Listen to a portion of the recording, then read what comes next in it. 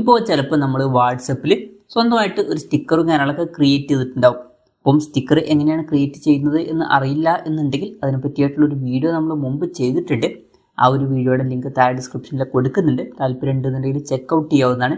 എന്തായാലും അതുപോലെ നിങ്ങൾ ഒരു സ്റ്റിക്കർ ക്രിയേറ്റ് ചെയ്തിട്ടുണ്ടെങ്കിൽ ചിലപ്പോൾ നിങ്ങൾക്ക് അത് ഡിലീറ്റ് ചെയ്യേണ്ടി വരും. കുറച്ച് കഴിഞ്ഞാൽ അത് അത്ര ഇൻട്രസ്റ്റിംഗ് അല്ല എന്ന് തോന്നിയേക്കാം. എന്തായാലും ഈ ഒരു വീഡിയോയിൽ നമ്മൾ നോക്കാൻ പോകുന്നത് വാട്സപ്പിൽ എങ്ങനെ നിങ്ങൾ ക്രിയേറ്റ് ചെയ്തിട്ടുള്ള സ്റ്റിക്കർ ഡിലീറ്റ് ചെയ്യാം എന്നുള്ളതിനെ കുറിച്ചിട്ടാണ്. അതിന് വേണ്ടിയിട്ട് വാട്സപ്പ് ആപ്ലിക്കേഷൻ ഓപ്പൺ ചെയ്യുക. അതിനുശേഷം ഏതെങ്കിലും ഒരു കോൺടാക്റ്റോ അല്ലെങ്കിൽ ഗ്രൂപ്പോ സെലക്ട് ചെയ്യുക. ഫോർ എക്സാമ്പിളിന് ഞാനൊരു കോൺടാക്റ്റ് സെലക്ട് ചെയ്യുകയാണ്. അതിനുശേഷം ഇവിടെ ഇങ്ങനൊരു ബട്ടൺ കാണാൻ പറ്റും, അതിൽ ക്ലിക്ക് ചെയ്യുക. അതിൽ ക്ലിക്ക് ചെയ്യുകയാണെന്നുണ്ടെങ്കിൽ ഇവിടെ കുറേ ഓപ്ഷൻസ് കാണാൻ പറ്റും. ഇവിടെ ലാസ്റ്റ് നമുക്ക് സ്റ്റിക്കേഴ്സിൻ്റെ ഓപ്ഷൻ കാണാൻ പറ്റും, അതിൽ ക്ലിക്ക് ചെയ്യുക. അതിൽ ക്ലിക്ക് ചെയ്തതിന് ശേഷം നിങ്ങൾ പുതുതായിട്ട് ക്രിയേറ്റ് ചെയ്തിട്ടുള്ള സ്റ്റിക്കർ സെലക്ട് ചെയ്യുക. അപ്പം എൻ്റെ കേസിൽ ഞാൻ ഈ 2 സ്റ്റിക്കേഴ്സ് പുതുതായിട്ട് ക്രിയേറ്റ് ചെയ്തതാണ്.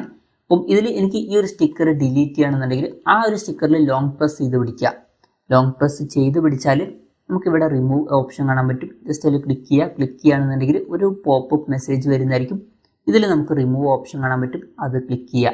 അത് ക്ലിക്ക് ചെയ്യുകയാണെന്നുണ്ടെങ്കിൽ ആ ഒരു സ്റ്റിക്കർ റിമൂവ് ആവുന്നതായിരിക്കും. അപ്പം ഇങ്ങനെ നമുക്ക് വളരെ സിമ്പിളായിട്ട് വാട്സപ്പിൽ നമ്മൾ ക്രിയേറ്റ് ചെയ്തിട്ടുള്ള സ്റ്റിക്കേഴ്സ് ഡിലീറ്റ് ചെയ്യാവുന്നതാണ്. ഈ ഒരു വീഡിയോ നിങ്ങൾക്ക് യൂസ്ഫുൾ ആയി എന്ന് വിചാരിക്കുന്നു. എന്തായാലും ഈ വീഡിയോ പറ്റിയിട്ടുള്ള നിങ്ങളുടെ ജെന്യുവൻ ആയിട്ടുള്ള അഭിപ്രായം ജസ്റ്റ് ഒന്ന് കമൻറ്റ് ചെയ്യുക.